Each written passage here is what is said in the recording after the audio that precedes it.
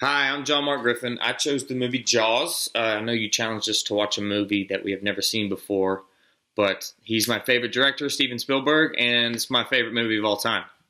So let's go. Uh, this film, first of all, let's talk about Steven Spielberg, the director. We all know who he is, right? He's the king of Hollywood, but he is a guy who was doing a lot of TV work, very young at that time he made this movie.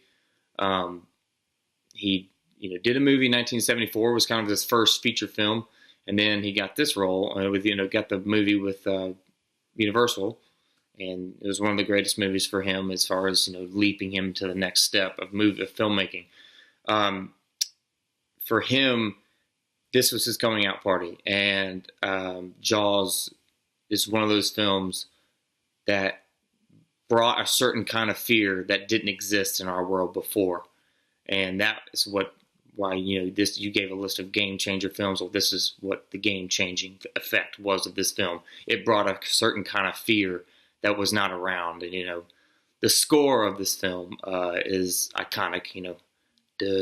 The two notes.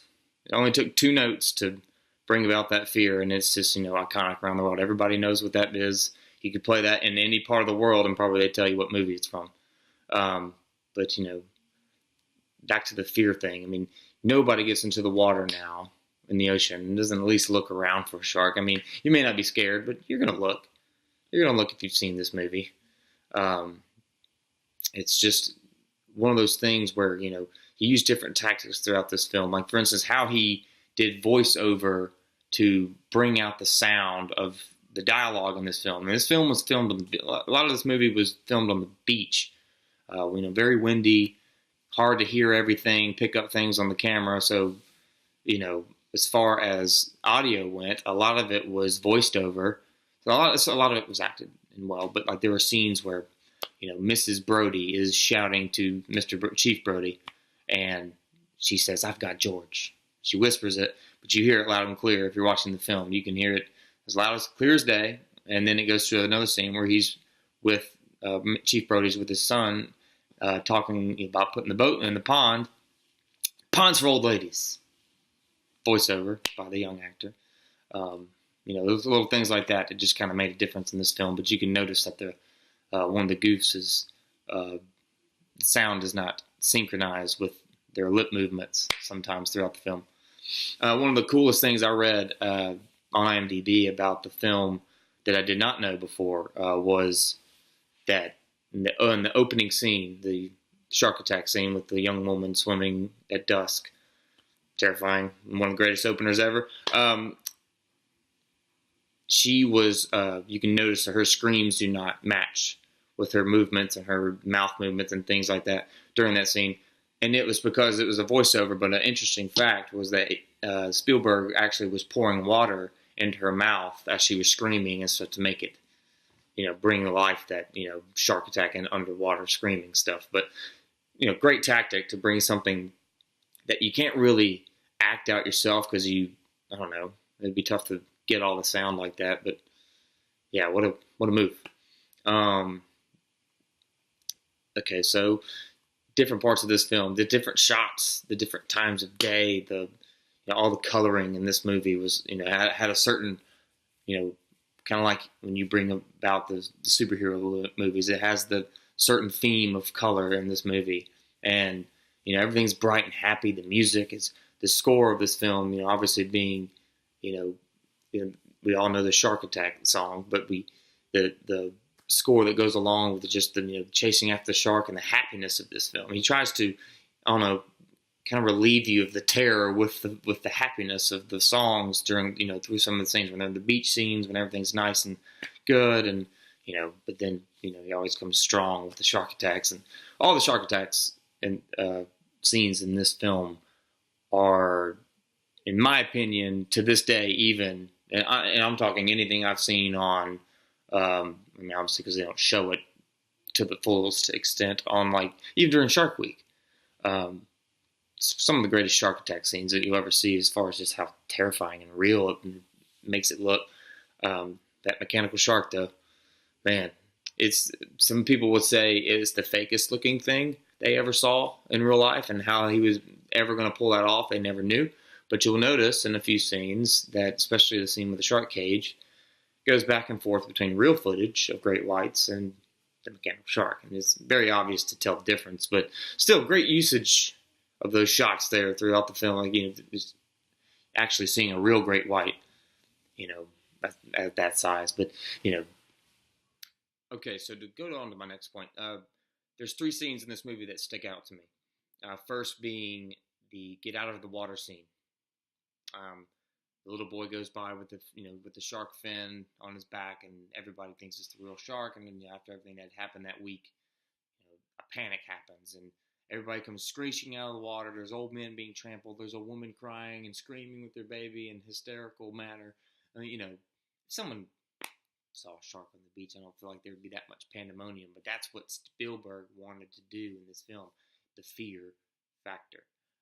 He wanted to frighten us and make us, almost feel like we're shredding water with a great white shark underneath us. That scene to me is what kind of propelled the movie into a new direction. The use of the revealing of the shark. It's in the pond. The fin comes up. You see it swim by, and which almost looks real. And the first time you actually see the jaws of the shark is when he's coming underwater and he takes the man and pulls him down, and then we all know what happens from there. But just the way it was all calculated with the sound, everything that was going on, the high screeching noises of that that score for to revolt that fear, almost like Jason Voorhees, like when he comes out with a knife or something, just but almost to a point to where it was just very, very eerie. And he really lets those shark attack scenes sink in. But all very, very great part of the movie. But second scene that stuck out to me is the get a bigger boat scene. We're gonna need a bigger boat, and we all know what that line's from. We all know that that's one of the most iconic lines from the film. You're gonna need a bigger boat, which the Orca was a small boat. Why didn't they get a bigger one? For me, that scene, is the actual revealing of the shark. He's chumming, and all of a sudden, the shark comes out of the water, and that's just a great shot. That over the shoulder look, you don't really know what's going to happen, and that shark, it almost gives you that anticipating feeling for that there's certain shots that kind of give you like, oh, something's about to happen. Okay, so the last scene that really sticks out to me. Other than the ending of the movie and everything, and that's kind of like the climax and the resolution and all that stuff. But the scene, the Scars scene, when they're sitting at night, they hear the whale, they start singing the song there at the end. But the exchange of the Scars, it's kind of a comedic relief moment, a nice bonding moment for the three characters.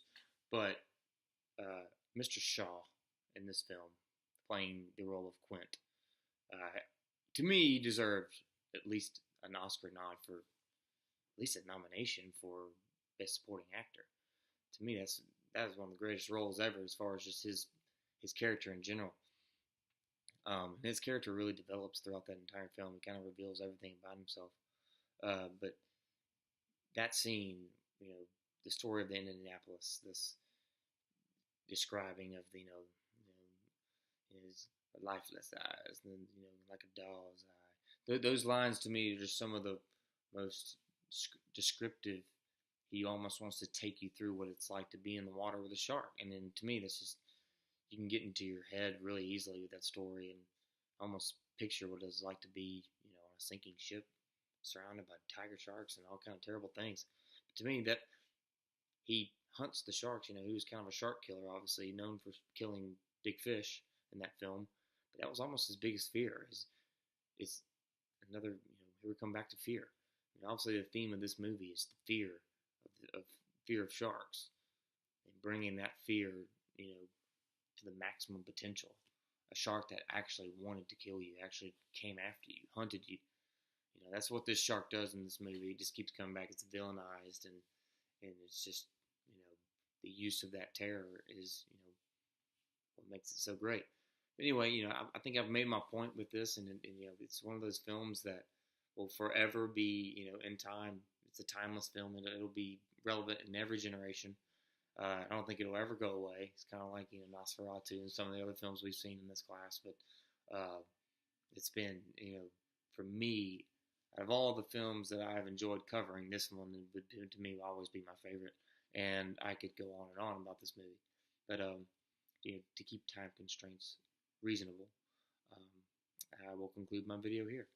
But I've really enjoyed this class, I wanted to say, and this to me is something I would love. I have some family that live in Los Angeles and work for AMC and do some television work. But anyway, this is a great career and great things come from using your mind in these ways. But anyway, that'll conclude my video. Thanks.